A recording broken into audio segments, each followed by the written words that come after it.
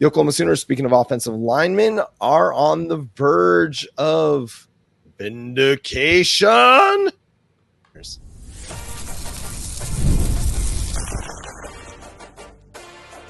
You are Locked On Sooners, your daily podcast on the Oklahoma Sooners. Part of the Locked On Podcast Network, your team every day.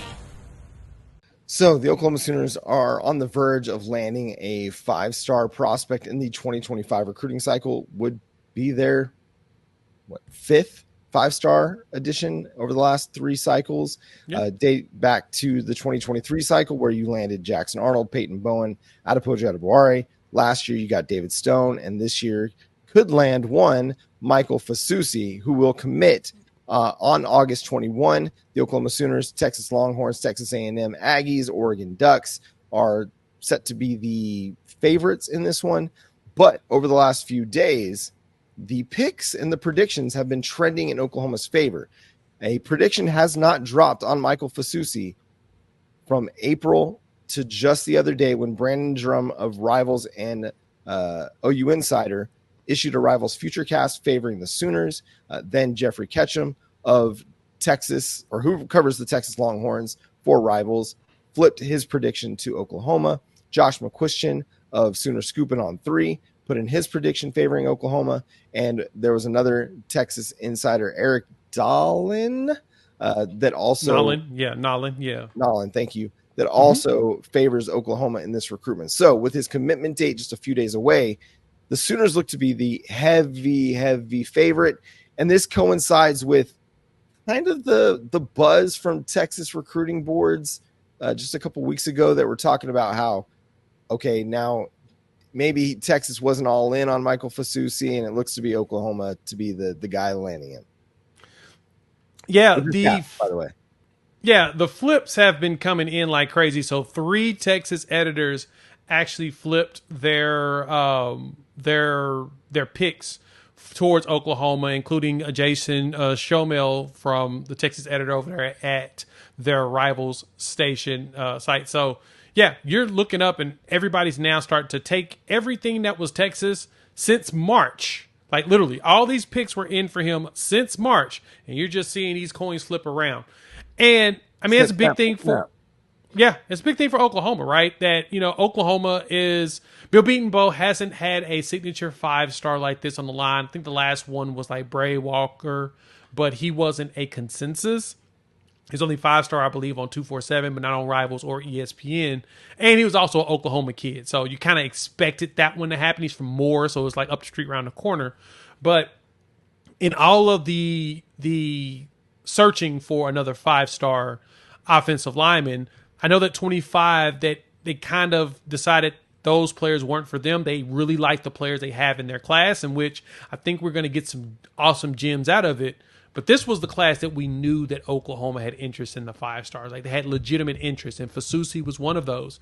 And it sounds like this may come to fruition. Like the excitement around him, his teammate Sean Hutton, which is one of his closest friends, and he is an Oklahoma legacy because his dad graduated from Oklahoma. He's already in there.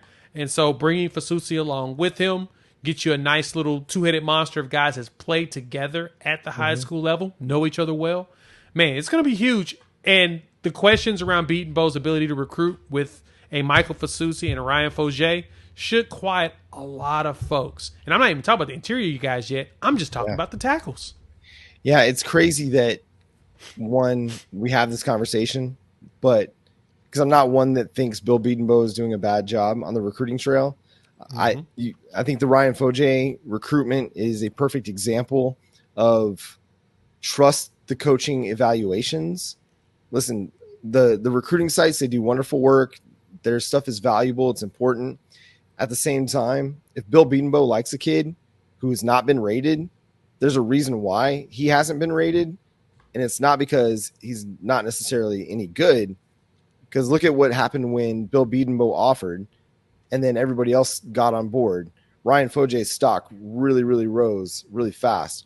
So I'm not one that thinks that Bill Bedenbaugh needs vindication, but I do think that this is a nice feather in his cap, and it provides that cornerstone. Much like Todd Bates with David Stone on the defensive line, it creates goodwill, and it creates a lot of positive publicity and positive PR as you're out there on the recruiting trail.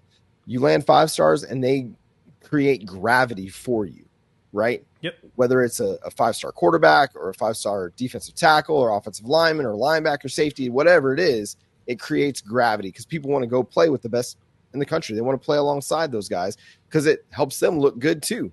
When you're a guard and when you're a left guard and you get to play next to a left tackle of Michael Fasusi's quality, it's going to make you a better player as well. So that kind of stuff does matter. The stars do matter because it does say something to the rest of the nation, the rest of those guys that Oklahoma's recruiting. What has to happen though once he gets on campus is he's got to keep that same energy. He's got to have that 5-star mentality and go out and earn it and go out and work and get Schmitty built and go get developed by Bill Bedenbaugh. Because if he doesn't do that, then the 5-star rating goes away really, really quickly.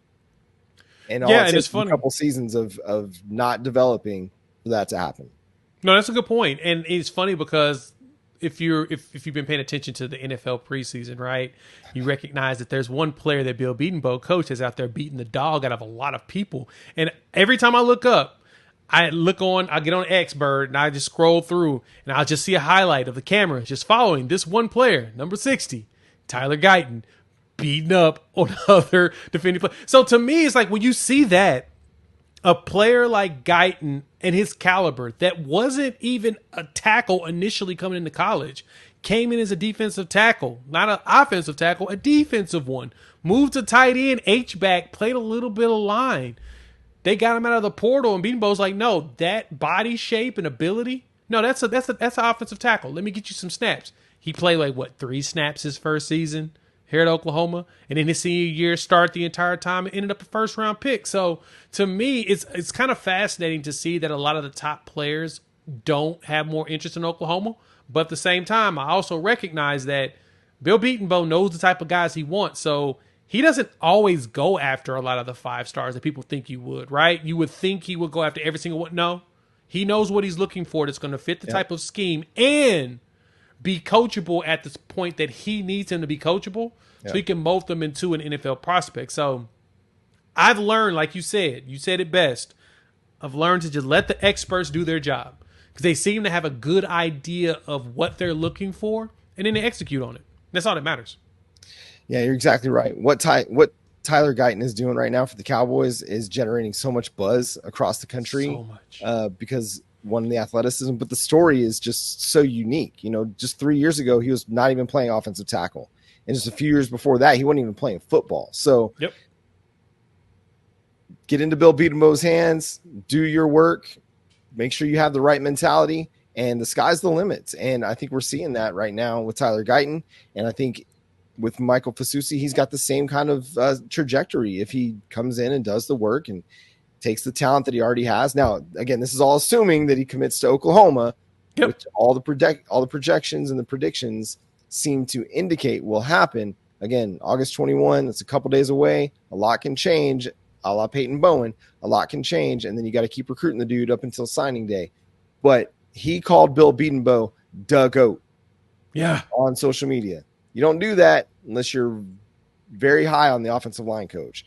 And he seems to be very, very high on the offensive line coach. We'll see where this goes. We'll cover his commitment as it happens here on Locked On Sooners. We'll react on that show on August 21 for the August 22 episode of Locked On Sooners. So make sure you subscribe to the show wherever you get your podcast. We're going to talk about a player tomorrow that is surprising in fall camp and why it's so important for the Sooners. We'll discuss that. Follow Jay on Twitter at Unfair Sports, myself at John 9 Williams. The show is at Locked On Sooners on Twitter, Facebook, TikTok, Instagram, Threads, whatever you got, we're on it.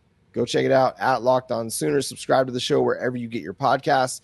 And again, thank you for making Locked On Sooners your first listen. For your second listen, go check out Locked On College Football Podcast. From NIL deals to never-ending college realignment rumors, Spencer McLaughlin gets you ready for an exciting season on the gridiron. You can find the link to Locked On College Football in the description, so you don't need to search. Part of the Locked On Podcast Network, your team every day.